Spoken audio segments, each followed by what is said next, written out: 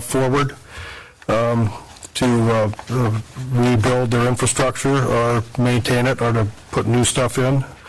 Reduction in the school funding of $1.43 million.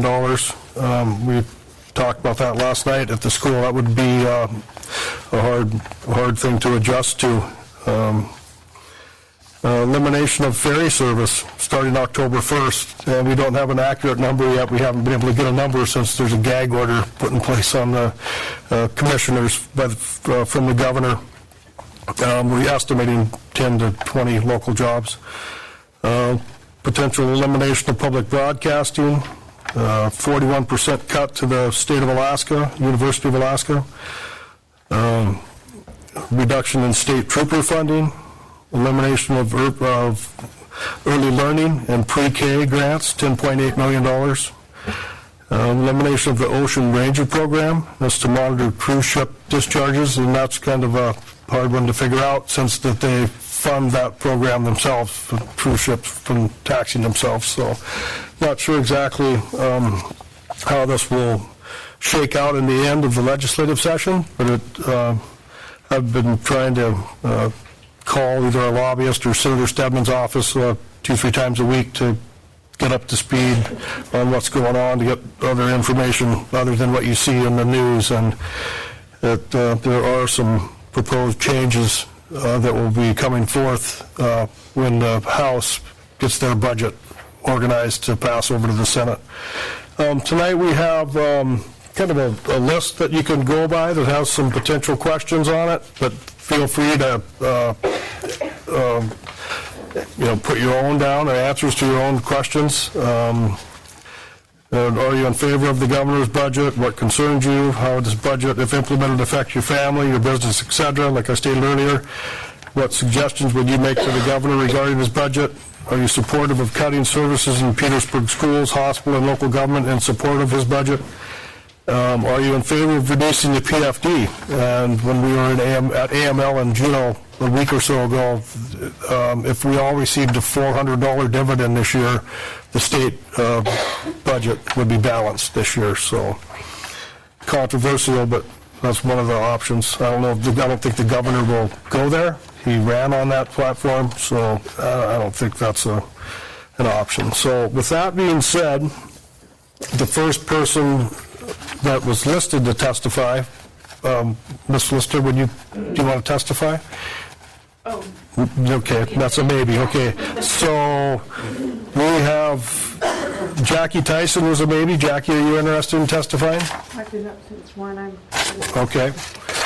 Tom Abbott was the first person, so we will hand you a microphone, and please state your name, and Jody will start the timer, Jody Tao. But I don't see many people willing to testify, so you can talk 10 minutes if you want. The previous two are giving their time to me, I believe, what I heard.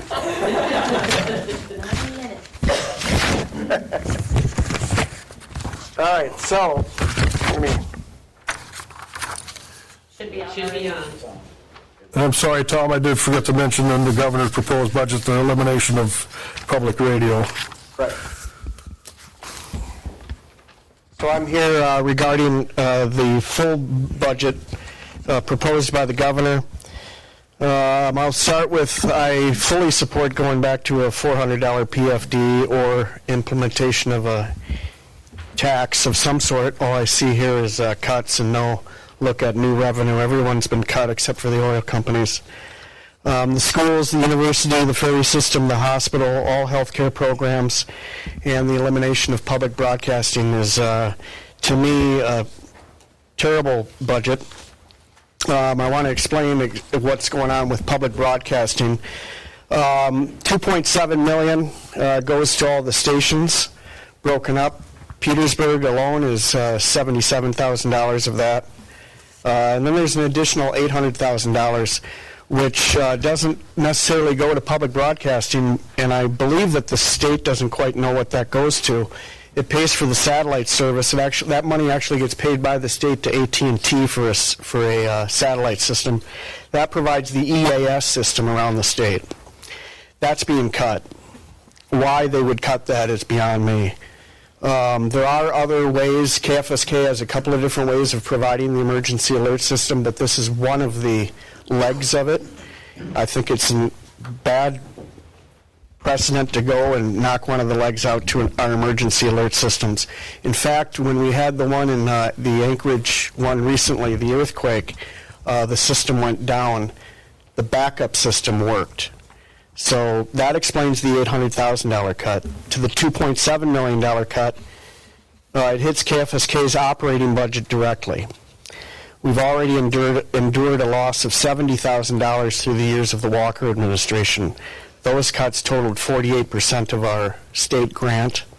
Now Governor Dunleavy's proposed cut eliminates the remaining dollars with the proposal to eliminate funding. This proposal would be a loss of an additional $77,000 in our budget. Our budget is totaled at $480,000.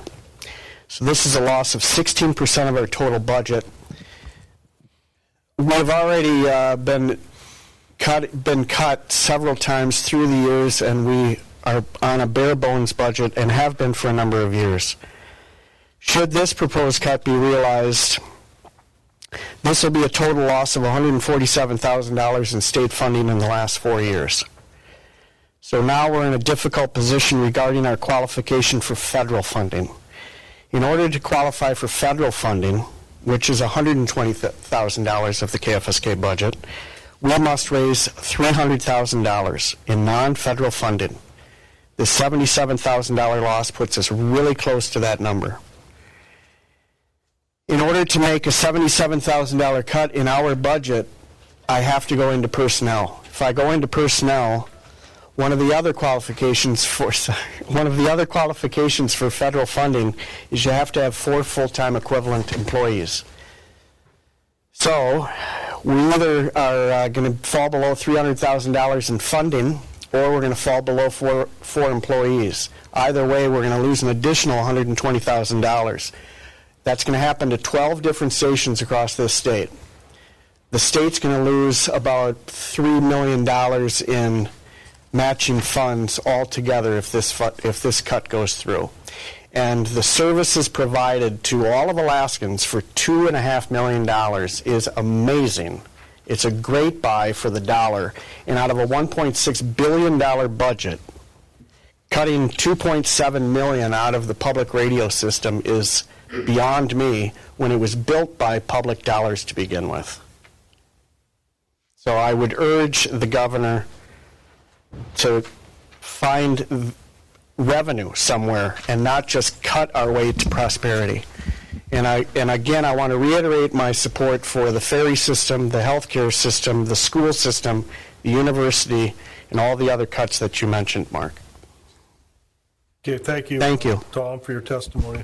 The next person on the list that was wanting to testify was Chelsea Tremblay. So I feel like I'm kind of reeling a little bit from the meeting last night where we learned about what the cuts to the education system were going to be like. As a product of the education system, the things that I appreciated besides the quality of instructors was all the things that were going to be lost. Learning how to swim, learning how to play music, being able to be creative, all the things that make us full individuals. And so I'm really thankful for them for that presentation. And it's also unnecessary because we have the money to balance this budget. The founders who set up the permanent fund dividend, we have a principle. The interest could be what funds this government. And so pretending like, it's like we own a pizza parlor and we're fighting over a piece of pizza. And so when we talk about piecemealing it all out and, tearing out our hair over what all these cuts can do, it's so unnecessary that it makes me a little mad. And so that's kind of where I'm coming from with this. Like, none of this needs to be happening, and we rely on all of these things to make this community what it is. And we live in such a beautiful, unique place that can't be compared to any place down south, and we do have the money to support it with what we currently have. And so pretending otherwise is just ignoring reality, and I'm kind of tired of that rhetoric. So I'm looking forward to hearing what other people have to say, but yeah.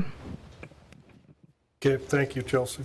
The only other person that's on the list that wants to testify tonight is Erica Clute-Painter from the school district. All these people are here, nobody wants to talk. I'm on the list, but it's probably over there. Okay, I'm up to 25, and we'll see how many. Go ahead. Okay. And then, after we have the people that have signed up, then if anybody else wants to testify, just raise your hand and feel free. And then maybe we could just have some kind of a discussion to kind of wrap our heads around this. So, all right, Erica. So I guess just to echo a little bit of what has already been said, but I think the comment by Tom about cutting our way to prosperity is important to remember. I think the main message is, and I won't reiterate a lot of things that were already said last night, and I appreciate those of you that were able to come to the conversation last night, and I appreciate the effort for outreach to the community here tonight as well, to just bounce ideas and see what people are thinking. Our financial house is in order in the school district. It has been the whole time that I've been here. We have always tried to be reasonable. We have tried to be responsible. Every time there is a retirement or a staff change or a program that needs to be reevaluated, we have done that. If we can curb things back, we do. If we can find ways to be more efficient, we have worked really hard to do that, and while still providing a well-rounded program for all of our kids on the island here.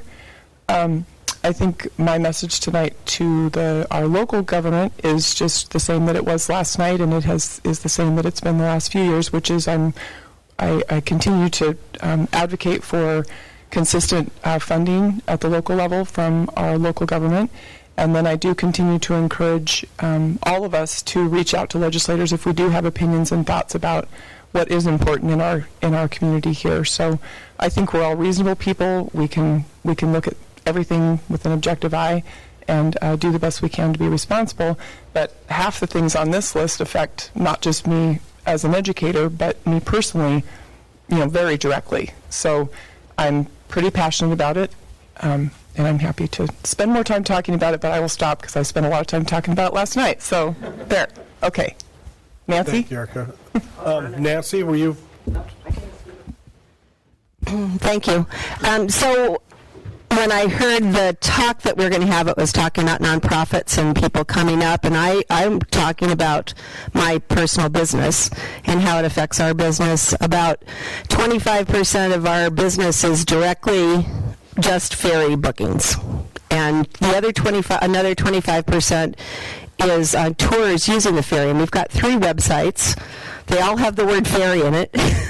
So, I mean, we have 7 full-time employees, and it will definitely, taking a 50% cut will, sometimes you just think, I've weathered all these changes in my industry, and we've come through, and sometimes you just feel like, I don't want to do this. I don't want to try to deal with a 50% cut. And not only that, but everything it's going to mean for tourism in Petersburg and all the way up and down Southeast Alaska.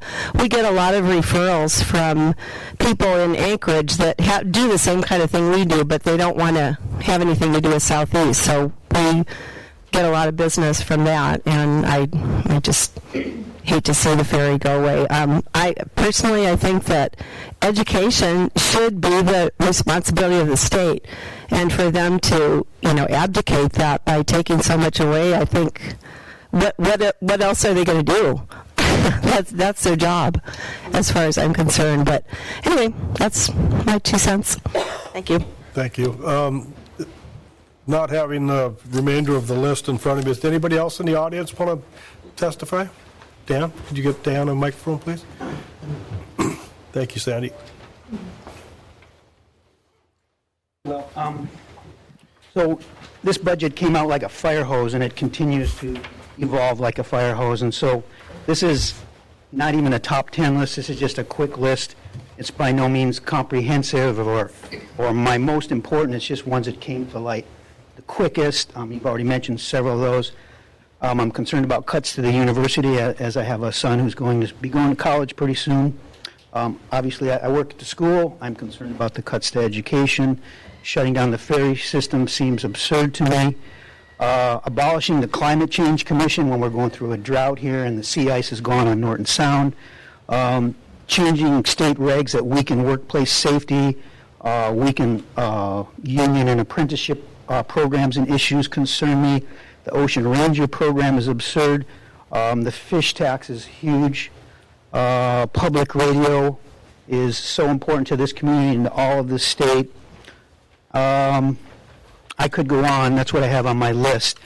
If this is just a strategy, a negotiation strategy to try to win cuts in other places, I think it's really foolish and mean-spirited because a lot of people are having to do a ton of work without good, solid information. It's costing us a ton of money across the state. I don't have a crystal ball, but my envision of should this come through or come close to being through is I can see our population declining. I see the state's population declining, lower enrollment in the school, lower property values, higher property taxes to cover services that the state should be funding. I see nothing in this budget that strengthens our community or the state. And suggestions, a $500 PFD and possibly looking at a flat tax. I'm not a tax expert, but that's the one so far that seems to be the most feasible for me right now. That's all I have. Thanks. Okay, thank you. Anyone else in the room would like to testify? Phil? Phil Hofstetter? Here's. Yeah, Phil Hofstetter, Minister at PMC. I reported out at the Assembly earlier this week, so I don't want to regurgitate that information. There's a lot we don't know about the cuts with Medicaid, but there are a couple of things I just want to mention. I met with our medical staff today on the impacts, and there is one line item that was specifically mentioned. That's the WWAMI program, and that's it's a medical school assistance for Montana, Washington, Idaho, Alaska. And just a reminder that that really places a lot of our physicians in rural areas in Alaska, and one of our physicians, Dr. Hess, is from that program. So it is near and dear. It's something that we would not want to have cut. I don't know why it was singled out. It's not a tremendous amount of money, but again, in an area in healthcare where there's a lot of unanswered questions, it is interesting. There are just a few line item areas that were mentioned. That is one of them. So I want to acknowledge that. Okay, thank you. And Mr. Hofstetter told us the other night in his testimony or his presentation to the Assembly that with the proposed cuts to Medicaid, it would be roughly $2 million to the hospital, and it would be devastating for our Petersburg Medical Center. So this is a real serious issue that everybody in the state is dealing with right now. And one thing I forgot to mention in my introduction was Alaska Municipal League is working on a position paper to give to the governor, including public comments or public effects or negative effects to the public. Conference of Mayors is the 21 communities that are affected by the school bond indebtedness program that the governor is trying to take away. We're signing on to a letter opposing that. That would be, I think, roughly $500,000 a year to Petersburg for, I think, a total of $1.2 million left in the bonds that we own. Oh, is that pretty close to the right number? Oh, $5 million? Okay, so way off. So that would be something that we would, one of the ideas for the manager is just to raise our mill rate 1.7 mils. And so I believe that would cap out our mill rate if they take away their 70%, the state takes away their 70%, they said they were obligated to pay. So. Everyone would take their new PFD and use it for the property tax. Yeah, so anyway, any other testimonies in the room? Brian?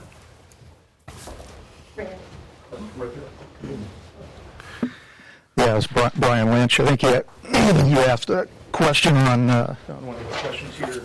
Losing everything here.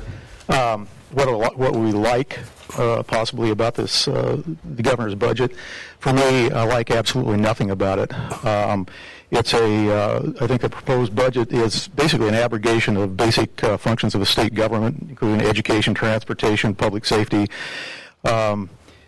This, as Tom mentioned, you can't cut yourself to make cuts to gain prosperity. I think historically there's a lesson here. There's a similar draconian budget and our tax cuts have been tried before with disastrous effects. In 2012 and 2013, Kansas Governor Brownback signed into law the largest tax cuts in Kansas history, which in turn resulted in the decline and significant spending cuts in numerous areas. By the spring of 2017, the rate of job growth in Kansas, was not only lower than the rates in most of his neighboring states, but less than half the national average. We're looking at similar cuts in Alaska. This is not going to gain prosperity. Our economy is going to tank, and Kansas's economy tanked after making that attempt. A lot of these proposed budget cuts, raw fish tax, oil tax revenues, consolidation of the Commercial Fisheries Commission and the Fish and Game. They're not really cuts. They're just revenue grabs. They're taking revenue from, earmarked areas and going into the vagaries of trying to solve the state budget cuts. It just goes into the general fund, and how it's going to be used at that point is anybody's guess. Also, I was watching K2 News on Monday night, and they had an interesting piece on the effects of the ferry cuts on Bellingham. And there's one stat that they put in there that the administration is saying there's, a 38.8% subsidy of the ferry system. I want to make sure everybody realizes that that is not a subsidy. The state does not subsidize its own departments. And if they're concerned about a 38% subsidy, I guess our road system is 100% subsidy. And maybe if you're looking at trying to do something with the cut the ferry systems, maybe we ought to turn all our roads into toll roads. You might make some revenue on that. I'm not really in favor of that idea, but I think these are some things that people need to consider here. That this is going to backfire big time if it goes through. And anyway, as Dan said, if this is just a positioning for a negotiation, that's a pretty cynical way to start this process. Anyway, thank you. Thank you, Brian. Anyone else decide that they want to testify? Jim Swartz, and then, okay. Yeah. Sure, you too? Yeah. Jim Schwartz, resident of Petersburg. Part of the things that I appreciate that we have a chance to do this as a community, I think the governor needs to hear from as many people who have strong opinions as possible, because he was voted in with just a small margin of a victory, and then there's this extreme position that's been taken.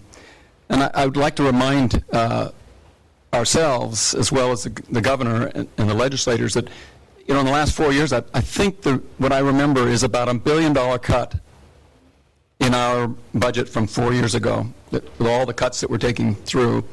And Jody, I asked about a couple of things that Jody maybe could just give us on a quick notice, and she said, well, community assistant program, for example, went from $536,843 5 years ago, and today it's $343,539, and that's a 36% cut.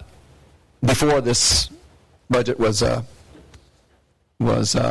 proposed, the state jail contract 5 years ago was $308,000, and it has been reduced to $173,000. It's a 45% cut. That's just in the programs here in Petersburg, just these two. Even before this budget has been proposed, and I know the school district has been doing the same thing. In terms of where do you go, you just have such a strong reaction to everything. You just kind of get paralyzed with your thinking about trying to say, well, what can I say or do? But last year, in the last 4 years, they've had a fiscal plan that's been presented. I think Governor Walker presented it. He had all the kinds of combinations of income tax, permanent fund increases, or what do you call it, surplus, or not the increases that had come with that. They had motor fuel tax. There were just a variety of things, a reduction in the permanent fund dividend. But it was a balanced budget, or was getting close to it. And it passed the House, and it didn't go through the Senate. And I guess I just would like to say is I think there is something that they could put in place besides this budget. It's already, a lot of work has been done.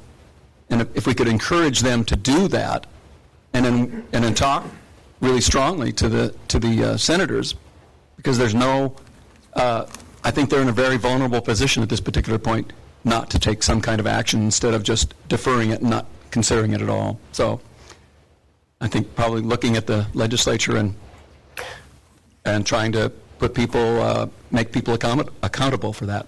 Thanks. Right. Thank you, Jim. Now, that discussion was had in Juneau and Alaska Municipal League that, our governor is one of the strongest governors in the country with his veto power. And he's pretty serious about his budget. Sounds like he's going to be very hard to negotiate with. And like Maura Latomsky stated last night, the House will come out with their form of a budget.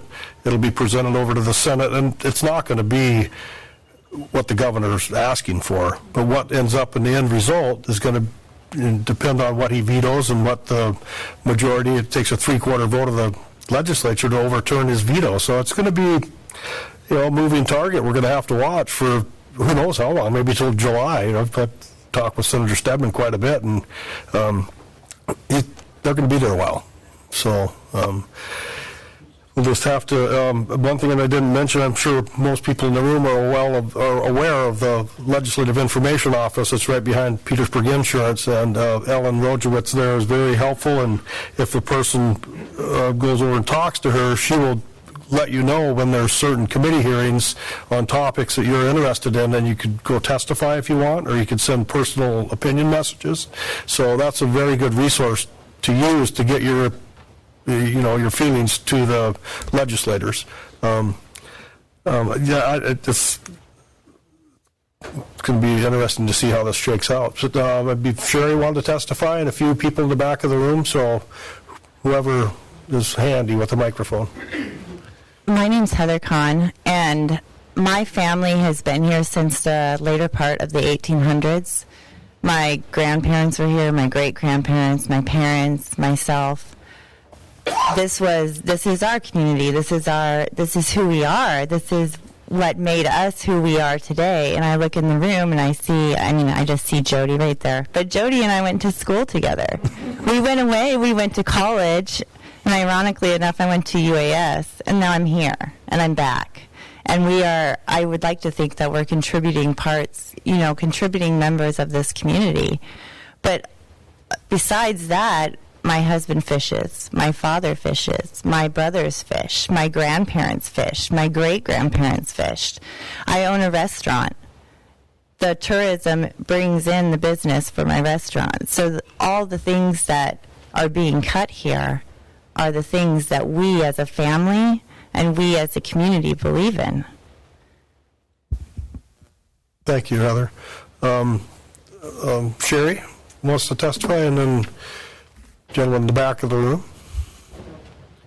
Sherry, did you want to testify? Well, my name is Sherry Wohlhuter, and just real quick, a lot of good points have been made tonight, and I think we all know that this budget is just ridiculous. And I'm more of a proponent to have a lot smaller permanent fund check than to have these types of cuts that will just kill communities. I mean, I think a person could sit down and just list out for a couple hours all the effects, and there's a lot that we don't always realize, all the little things. And so it is going to be a tough battle. We have a governor with a hard mindset. We didn't get here overnight. It's not going to go away overnight. I appreciate when you have entities like the school and the city and the hospital that are assessing their their businesses and trying to be efficient. And I think that's what a lot of fishermen and self-employed people do in their budgets at home. But I think that just cutting people off, cutting their legs off is not the way to do it. And that's what I feel this, budget is what he's aiming at. It's ridiculous. I'd like to say to him, why don't you just move out of your mansion, sell it so we're not paying for the governor's house, and just go live in a trailer. That's about what you feel like the change is that he's doing to the state. It's an idiotic budget. But I'm a proponent for reducing the permanent fund and then for the state to really work at being more efficient, where they can cut it without killing towns. So that's just my 2 cents worth. And I think if you are a proponent of having a smaller PFD, let your voice be heard. Okay, thank you, Sherry. Eric? Yeah, my name's Eric Grunberg. I'm a local fisherman and a businessman here in Petersburg, and I just want to say that this budget is just crap. It's poor leadership. If anyone was to run a business like this, you run a commercial fishing operation, you'd be sinking yourself. So he's not looking to the future. I don't know really exactly where he's looking, but we need the ferry system. We need public radio. We need our schools funded. And I personally, I'm in favor of reducing the PFD. I'm in favor of a statewide income tax. I think there's a lot of solutions out here other than just cutting ourselves out of this. So I guess I'm going to be looking to Juneau and hoping that we can get 3/4 of those guys together to come up with a budget that actually works for our state. So it's time for our legislators to show some leadership. We're lacking. Our governor's lacking right now, that's for sure. Thank you, Eric. Any other testimonies in the room tonight? My name is Elizabeth Hart, and I'm speaking for myself. I just ran up from home because I feel so strongly about this budget. I feel that the governor didn't really ask anyone what we thought would be a good idea or fiscally responsible. I feel like Petersburg has, as a community, the school district, the hospital, the radio station, has done a good job of being fiscally responsible. And I echo what Eric said. I don't think anyone would run their business or their household like this. Our 3 children went through the school district in Petersburg, received an excellent public education, and were competitive college students because of it. Our daughter's about to graduate from UAA, and she's had a fantastic experience up there. And I just feel that this is so short-sighted that we would cut out the opportunities for the future due to a discrepancy in the budget this year when, and here I'll echo what Chelsea said, when we actually have the cash to fix it. I would gladly give up my dividend, all of our family's dividend, and I support state income tax. And I think that's about it.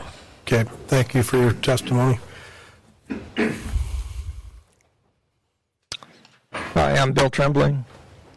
I guess before the governor came out with his budget, the session was going on. I remember one of the reports from Senator Stedman talking about how they will be focusing on what Dunleavy wanted in the budget, because he alluded to the fact that some heads rolled during the last election for not going along with the governor. And I guess at this point it's time to maybe ask the senator at this point if he's going to follow along with Dunleavy's budget. How many more heads are going to roll this next election? Because I have a feeling that a lot of people trying to stay with the governor, this is just going to be pretty outrageous and going to be seen reflected in the next election. No less than the quality of life of Petersburg is being attacked with these cuts. You know, the schools, the universities, the ferries, public radio, and all this kind of stuff. I mean, it is a quality of life issue. We come here for a reason, we stay for a reason. There's a lot of support for the students, there's a lot of support for the families, and if that's gone, you can pretty much guess that a lot of people are just going to start marching out the door. there's no real reason to stay if they can't raise their kids in a good environment. And I know that's the reason why I stayed when I came here in '91 with my 2 kids, is this was a great place to raise my kids.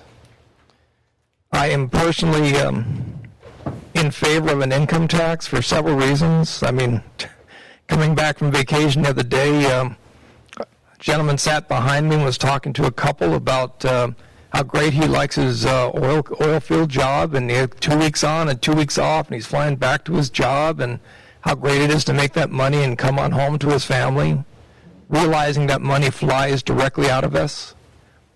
Think about it this way. There are a lot of states down south that charge an income tax. A lot of those states also ask, where did you make your income? If the income was not made in that state, and then they ask, what did that state charge an income tax? And if they don't, they will take that money. So we are basically subsidizing other states that charge an income tax for the earnings they make up here. Now let's think about all the people that come up here during the fishing season, during the tourism season, work in the oil fields, work in government seasonal jobs and the likes. This place gets flooded with people all making their money and running home with their money in their pockets. I think the last time they estimated that the income tax could bring in close to $750 million to the state. That's a good portion of the $1.6 billion that's being asked for at this point. You know, the argument that I see a lot on the different medias is that, well, you know, it's the governor's budget was like the opening bid. Well, I took a salesmanship course when I went to college, and I realized that if I'd gone in to buy a car this way, and somebody lied to me about what they're advertising, changed the conditions while I was there, and wouldn't negotiate, I would walk to another car lot. The problem that we have here is we don't have another car lot to go to. He's supposed to be the governor for all of us, and yet he's treating us like it's all or nothing. And I have a feeling that we need to have our representatives at least talk back to him. Another thing I want to point out in this town, this is such a wonderful town. Being on the KFSK board for quite a few years, I've seen how the town has rallied time and time again as more cuts come to the radio station. KFSK is like one of the top 10 per capita as far as receipts go in the nation. Let that sink in the nation. Per capita giving for our radio station is like in the top 10 in the nation. We've done this through the years. Several years ago, we quit collecting premiums that we used to do for our fundraising because we realized that as funding was going on for other things, other organizations needed to raise monies too. So we tried to step aside a bit more to make it more equitable. The businesses in this community do an outstanding job representing, you know, supporting the kids and everything else that goes on in this town. So I'm just, at this point, I think that we need to pay attention to what's going on. One more thing is we need to think also beyond what's our community. One of the things that the governor proposed was funding the Juneau Road. The last time they talked about the Juneau Road, one of the things they pointed out that it would cost $5 million more a year in maintenance than the current ferry service would be to maintain that road. And if you stop and think about through the years, the type of maintenance that we're getting here in Petersburg, they don't plow usually to the south end of the road anymore. There's other places the state doesn't go to, and they're always being cut back. And if we have to suck up in Southeast Alaska $5 million more to help maintain that Juneau Road, you know we're going to miss out more on that stuff. So think beyond just the projects here. Think of the other things that the governor's proposing that really affect our community. Thank you, Bill. Anybody else want to get on the record and testify tonight about the governor's budget?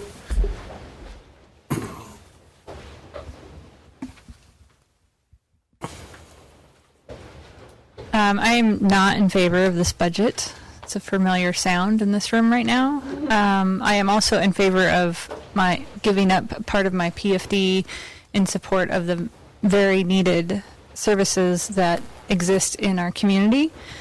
I've just been working on civics class with my son, and we've been learning about how governments work, how taxes are earned and one of the things we just looked up last night is that Alaska is the only state that doesn't collect a sales tax or an income tax. All the other states collect some sort of revenue.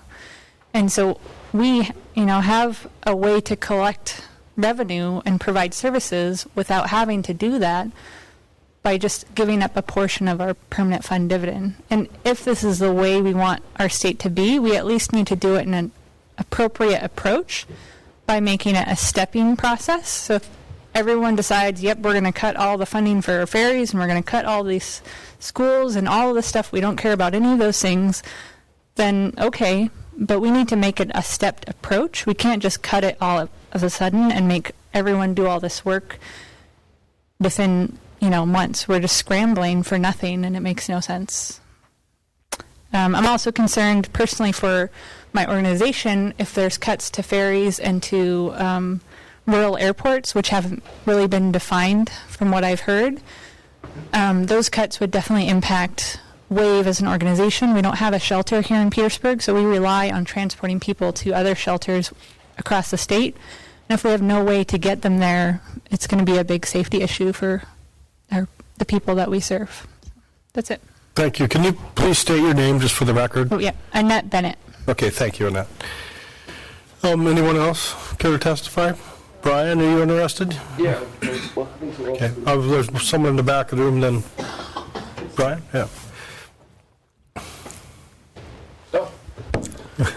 Hi, my name is Brian Richards, and I was listening to KFSK, which I love and support, and seeing all my fellow community members who love you, I care deeply about, and hearing this preposterous idea of a budget that our leader, our governor, has stated is just quite upsetting to me. The ferries, that's the lifeblood, of Southeast Alaska. And if you don't understand that, it's our roadway, and roads don't make money in most situations. So what are you thinking? And then, I'm sorry, I'm trying not to be rude here. But, and it's like, it's kind of the PFD is great, right? I mean, we all love free money, I love living in Alaska, but you know what? You go outside and you look up at a mountain, you're like, hey, there's what's that worth, right? So I would absolutely take a cut with my PFD, and I would pay income tax or whatever, sales tax, whatever, income tax, sorry. I'm kind of excited here. But education, we need to keep the kids educated, It's like, what is he thinking? I'm sorry, I'm a little, but I just want our communities to flourish and thrive and not just barely hang on and watch our populations dwindle. I think this is foolhardy, the direction that he wants to take us, so I got motivated and came down here, thanks to KFSK and the rest of you guys, so that's my piece.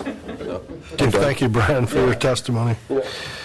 And one thing that even last night, the school's presentation, and we talked about it after the budget came out at the assembly meetings, and it's just a proposed budget.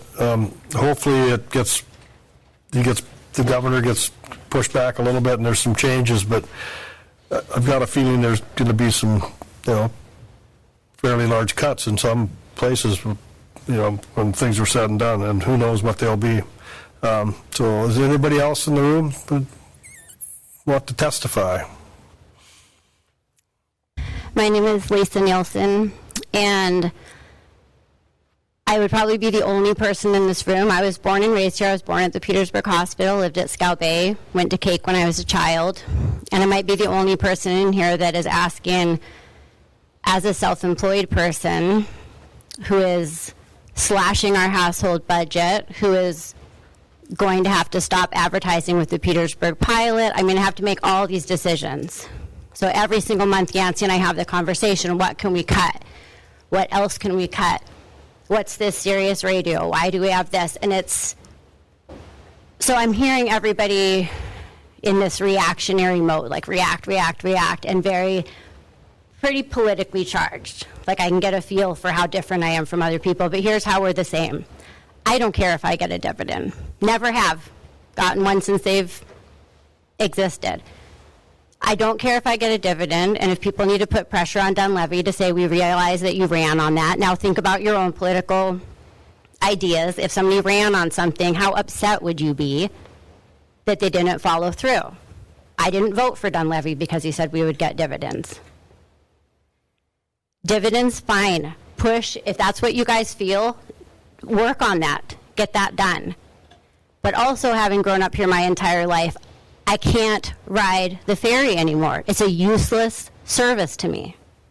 So I'm at the point where I'm fed up and I'm like, scrap it, get rid of it. And I've said it, and I know that I'm the only person that will say it. Because I am self-employed, I don't have anything to fall back on, so I get when something doesn't work anymore, and it's not, there's no, also with my children doing their homework with them every week, where we said, we're doing the homework and we're talking about net benefit. How much can you invest for zero return? Ferries do nothing for me. I've been here my entire life. It's my favorite way to travel, and I am advocating for shutting it down. Get rid of it because it's not working. Scrap it, find a better way. What I'm not hearing much of is other solutions than more and more money. So when you're hemorrhaging money, and this is what my father-in-law, Bob Nielsen, tells me, Lisa, you're hemorrhaging money. Figure out how to make it stop. Because if we just keep adding money to the problem, you die. It dies. This community will die. This state will die. So great. All of you here that aren't on the same page as me on a lot of things, give your dividend to the city if they don't. If the state doesn't do it themselves, donate your dividend to your city. Put your actions where your mouth is. I can't stand people that talk, but they won't actually do what they say. You want to give up your dividend? Give it up. If you get it, give it to the city. You want to pay income tax? Make it happen. Get it done. I've heard this argument for, what I can't stand also is people that just do this. They're just like, crisis, crisis, crisis, circle, circle, circle, and 2 years later, 4 years later, nothing's different. We're used to getting cuts. It happens. It's life. It's real life. I didn't get to go with Yancey to Sitka this week because I sat in my office, did the books, and with my bag packed driving to town, said, baby, I can't justify this trip. I can't justify the time away from work, and I can't justify even $400, $200. I have bills all over town that I'm going to be working my butt off to pay down. But I have to tell the pilot, I can't advertise with you anymore. There's no net benefit for me. That's real life, guys. It's tough. It's tough. So I agree. I agree with a lot of what you said as far as no more dividend. Use it for what it takes. But if you guys think that just not making cuts is the answer, that's life, guys. That's where we're at. And I'm just going to throw this in here too as the climate change thing. If you believe in all these things, you've got to act that way. Like I hear some people, I just got back from holiday. I just came back from... Don't go on holiday. Invest your time and your energy and your resources back in your community. Don't take that footprint. And I'm going to always sound like the extreme person because that's what we're going through in our own house. It's rough, guys. And we felt it, fishermen felt it a long time before a lot of other people did. Now the business owners are feeling it. Now the nonprofits are going to feel it. So what we have in common is, yes, no more dividend, great. I will absolutely advocate for that. I would also advocate for no more ferry service. Get the state income tax done. I hear a lot of good reasons to have it. Get it done. But stop just talking about it and do it. Okay, thank you for your testimony. Is there anyone else in the room that would like to testify in regards to the proposed budget from the governor? I would. Jackie. I've ridden the Alaska Marine Highway since Bush was created. It used to be affordable. It used to be fun. There used to be a lot of tourists on there, but it has been terribly mismanaged. And I'd like the governor to look at it and see where people screwed up, because I can't afford to ride on it anymore. I used to go to Ketchikan and go to like the Winter Arts Fair and the Blueberry Festival. I put my car on it, go down, sell a lot of stuff, have a lot of fun, made some money. Can't do it anymore. I used to wondered why the Department of Education didn't work with the Alaska Marine Highway so that our students who used to, I don't know, my kids have been gone out of high school for a long time, but they used to ride the ferry to all the different events. When I was a kid, we went to Sitka for the music festival. Then it was only basketball, but you got kids, and it's just so poorly managed.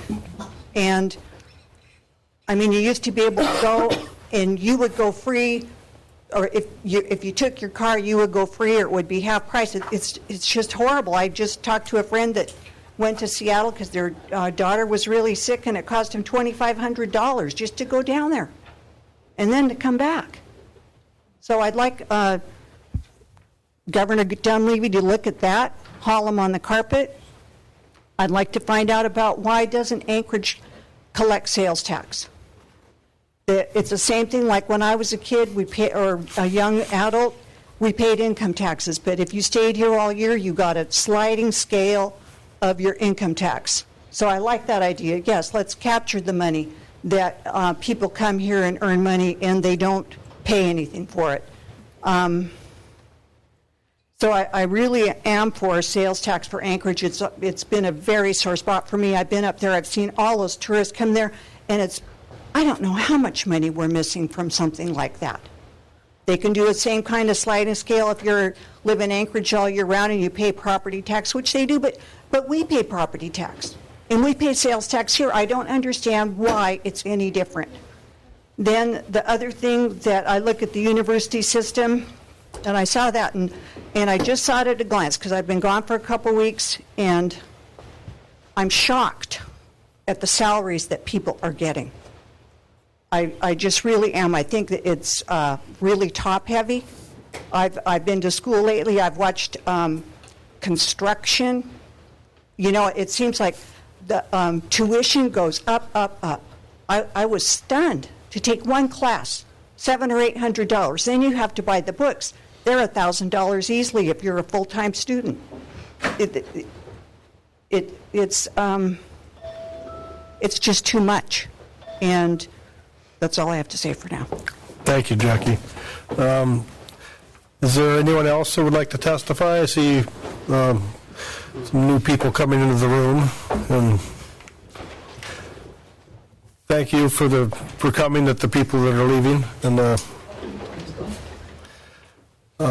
like to. My name is Carol Jensen. Is this on? I think so. It is? Okay. Run in the door. Okay, Carol Jensen, and I wasn't sure if the person I hoped would speak tonight would be in the room, and it doesn't appear she is. Maybe she's in Sitka for the regionals, but sorry, I'm out of breath now.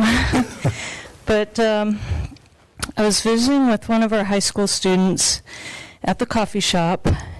She's graduating this year, and asked her what her plans were. And she is a very good student. She applied for college. She wanted to go in state. She's not sure if that's going to happen. And you could tell she was pretty emotional about it. She knows what she wants to do, but because of the governor's budget cuts, she's not sure if that program is going to still be available to her. So now here she is, it's March. Seniors should know where they're going by now. They should be accepted somewhere. So she's up in the air. She wants to stay in state. She probably, I can't guess if she'd want to work here, but you would think that the kids that choose to stay in state and go to school are more likely to come back to Alaska or stay in Alaska and contribute to their communities. So, we're losing that with these cuts. And I think it's very sad. It's sad for her, and it's sad for us. Right, that's what I've got to say. Thank you for your testimony. Anyone else in the room with any thoughts on the governor's budget or any testimony?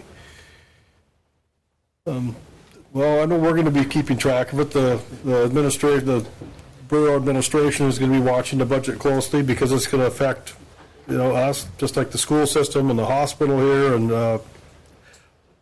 everybody in the state is in the same boat. So hopefully something that makes sense comes out of the legislative session, and I guess that's all we can do is just keep an eye on it. I appreciate everybody coming and testifying, and hopefully the governor will come to some kind of rational decision and listen to the people. So that being said, if there's no other testimony, I guess we'll wrap it up unless any other assembly members want to comment, or manager, or are we good? It was just to gather questions. All right. But thank you, everybody, for coming.